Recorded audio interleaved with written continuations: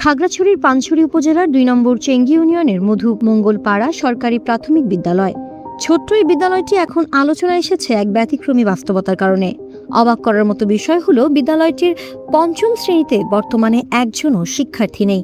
আর প্রথম থেকে পঞ্চম শ্রেণী মিলিয়ে পুরো বিদ্যালয়ে শিক্ষার্থী মাত্র ২৫ জন।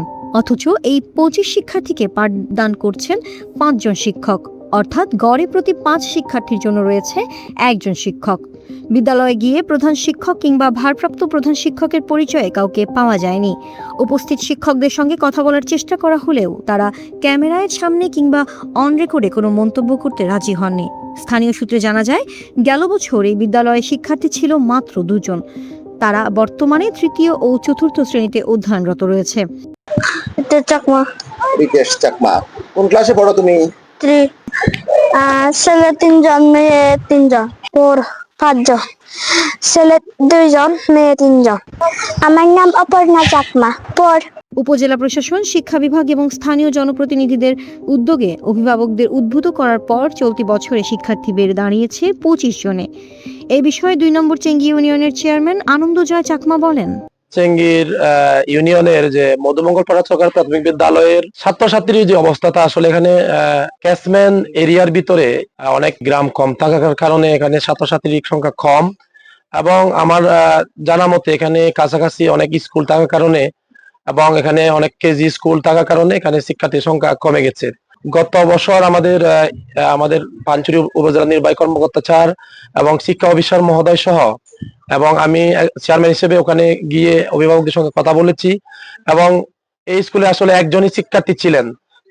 ওইখান থেকে আমরা আমাদের যে এখানকার যে ক্যাচমেন্ট এরিয়ার ভিতরে যে শিক্ষার্থীরা বিভিন্ন প্রাথমিক এবং কেজি স্কুলে পড়াশোনা করতো, তাদেরকে আমরা সব ছাত্রছাত্রীদেরকে অভিভাবকদের বলে ওই অত্র মধ্যপ্রকাশ সরকারি প্রাথমিক বিদ্যালয়ে আমরা ভর্তি করে দিই। তবে এখানে একটা বিষয় হলো যে হয়তো আমি মনে করি এখানে একজন প্রধান শিক্ষকের প্রয়োজনীয়তা আছে। হয়তো দক্ষ প্রধান শিক্ষকের অভাবের কারণে এই যে শিক্ষার্থীর যে ঘাটতিটা এখানে তৈরি হয়েছে বলে আমি মনে করি। এদিকে পঞ্চম শ্রেণীতে কোনো শিক্ষার্থী না থাকায় শ্রেণীকক্ষটি কার্যত ফাঁকাই পড়ে রয়েছে। ফলে শিক্ষা কার্যক্রম, শিক্ষক বন্টন এবং সরকারি সম্পদের কার্যকর ব্যবস্থাপনা নিয়ে প্রশ্ন তুলছেন স্থানীয়রা। তাদের দাবি, দুর্গম ভৌগোলিক অবস্থান, ক্যাচমেন্ট এরিয়া, জনবসতি কম থাকা এবং আশপাশে একাধিক বিদ্যালয় থাকায় শিক্ষার্থীর সংখ্যা ধারাবাহিকভাবে কমে গেছে। এ বিষয়ে উপজেলা সহকারী প্রাথমিক শিক্ষা কর্মকর্তা শুভায়ন খিসা বলেন, গত ২০২৫ সালে শিক্ষার্থীর সংখ্যা কমই ছিল, একেবারেই কম। যেখানে যারা পঞ্চম শ্রেণীতে ছিল ১০ জন শিক্ষার্থী, তারা যখন পাস করে গেছে, এরপরে এই ২০২৬ সালে তারা ভর্তি হবে নতুন শ্রেণীতে। সে অনুযায়ী করে মাত্র একজনই শিক্ষার্থী ক্লাস 3-তে ভর্তি হওয়ার জন্য সে উদ্যোগ নেওয়া হয়েছিল। তো সেই হিসেবে স্কুলের শিক্ষার্থীর সংখ্যা একেবারে কমে গেছে।